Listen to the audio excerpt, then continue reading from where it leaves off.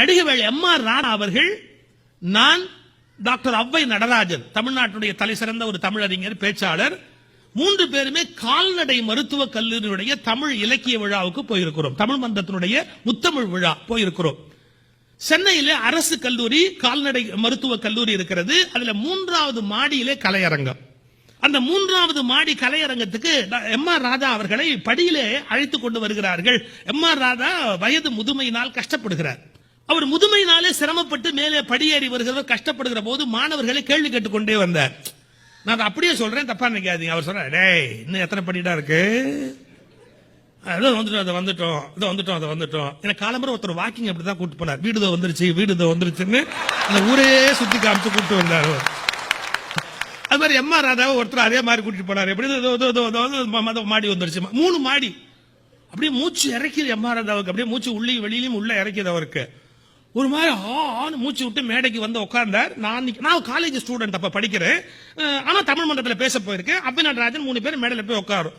எங்க யாரையுமே பேசுறதுக்கு மாணவர்கள் அனுமதிக்கவே இல்லை. நடிகவேள் பேசு கத்துறான், நடிகவேள் பேசு.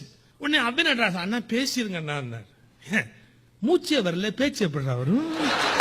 எம்.ஆர். ராதா மூச்சே வரல, பேச்சு எப்படிறா வரும்? நடராஜன் நீங்க பேசுங்க, நடராஜன் நீங்க பேசு. அண்ணா பேச விட மாட்டாங்கண்ணா அப்படின்னாரு. பரவாயில்ல பேசு.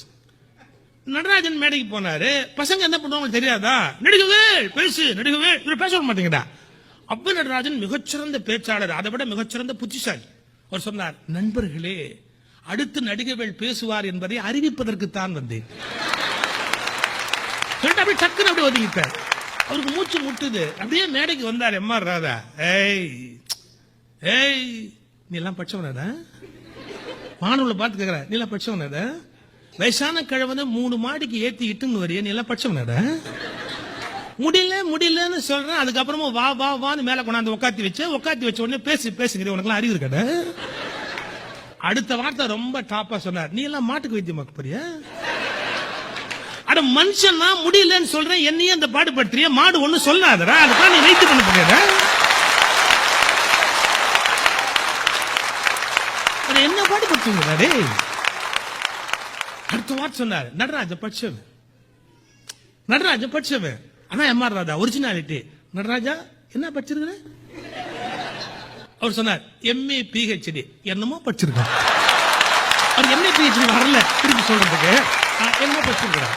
அவன் படிச்சவன்டா, அவன் டாக்டர் நடராஜன். அவன் பேச்ச நீ படிக்கிறவன் கேட்க மாட்டேங்கிற, படிச்சவன் கேட்க மாட்டேங்கிற, நாடு உருப்பிட மாட்டேன் சொல்லிட்டு அடுத்த வார்த்தை சொன்னார், நான் நடிகன்கிறதுக்காக எனக்கு என் பேச்ச கேட்கிறேன். நடிகன் பேச்ச கேட்டா நாடு உருப்பிட மாட்டேன். என்ன திங்கிங் சார்? ஒரு நடிகன் பேச்ச கேட்டா நாடு உருப்பிட மாட்டேன். பல நாங்க மேக்கப் போடுறோம், லைட்ல நிக்கிறோம், எங்களை பார்த்தா பெரிய மனுஷன் மாதிரி உனக்கு தெரியுது. இல்ல நடிகன் பேச்ச கேட்டா நாடு படிச்சவன் கேட்க மாட்டேங்கிறேடா. நான் படிக்காத முண்டம், நான் சொல்றேன், நான் படிக்காத முண்டம் என் பேச்ச கேட்கறீங்க, நீ எல்லாம் நாடு உருப்பிட மாட்டேன். பின்னிட்டார் மனுஷன். ஆனா ஒரிஜினல் திங்கர் அவர். கடைசியா ஒரு வார்த்தை சொன்னார், இந்த ஆனாவனா படிக்கிறான், அது ஆனாவனா எவனோ கண்டுபிடிச்சான்.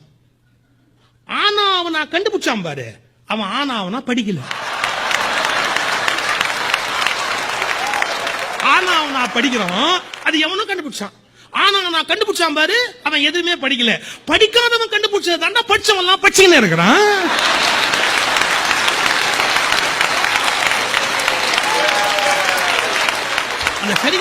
மாமா நீ என்ன ஒரு பாட்டு பாடுவா, அது மாதிரி ஒரு நடிப்பு பார்க்க முடியுமா உலகத்துல? மிகப்பெரிய நடிகர். ஆனா அந்த நடிகன்கிறத தாண்டி ஒரு ஒரிஜினல் திங்கிங் என்ன, படிக்காதவன் கண்டுபிடிச்சது தாண்டா படிச்சவன் படிச்சுன்னு இருக்கிறான்னா ஒரிஜினல் திங்கர். அவர் நடிகன்கிற முறையில் தர வேண்டிய மரியாதை வேற, சிந்தனையாளன் அறிவாளி என்ற முறையில் தர வேண்டிய மரியாதை வேற. தமிழர்கள் அளவுக்கு மீறி திரைப்படத்துக்கு முக்கியத்துவம் கொடுக்கிறார்.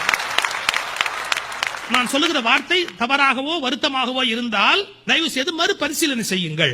பெண்கள் நடிகைகளைப் போல் உடை உடுத்துவது என்பது நல்ல பழக்கம் அல்ல. பெண்கள் நடிகைகளைப் போல் உடை உடுத்துவது என்பது நல்ல பழக்கம் அல்ல. அது நாகரிகத்தின் வீழ்ச்சி என்பதை புரிந்து கொள்ளுங்கள்.